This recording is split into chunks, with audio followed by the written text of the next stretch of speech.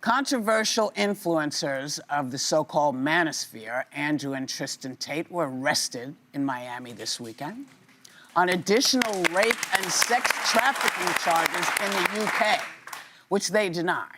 Now, for years, they've been pushing deeply disturbing and violent sexist content to their millions of followers.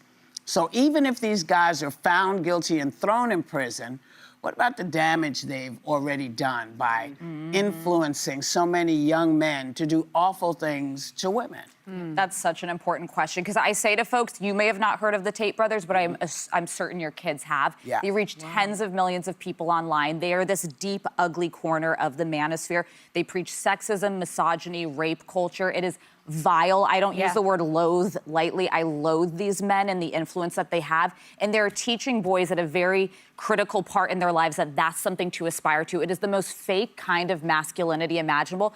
And they have actually now are accused of very serious crimes. They're going to have to stand their day in court. And kudos to people who actually followed through, because there was a lot of back and forth here. Some conservatives defended these guys.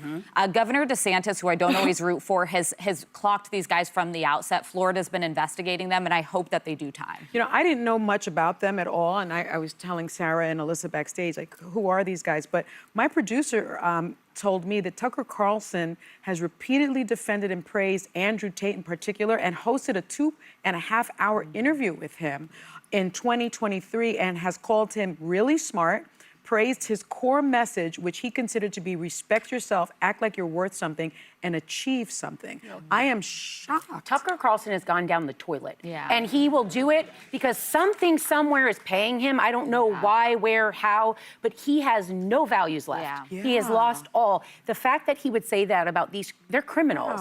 And they have a massive influence, as Alyssa spoke, but I would challenge anyone to watch Louis Theroux's Inside the Manosphere on Netflix and Adolescence.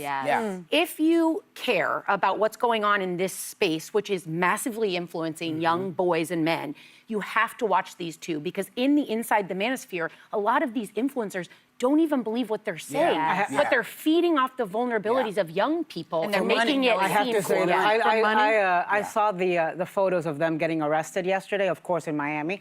Go look it up if you haven't seen those pictures, because I'm looking at them and I'm saying, these are the influencers in the manosphere. They look like they were wearing the clothes of 12-year-old girls. I mean, they like the clothes had shrunk in the washer and the dryer. I'm really, I want to give kudos to the UK because they're doing what we're not doing in this country. Because this is, you know, an extradition to the UK. And, you know, whether you're a prince or whether you're an ex-ambassador, whether you are an influencer, they are holding people accountable and bringing them in.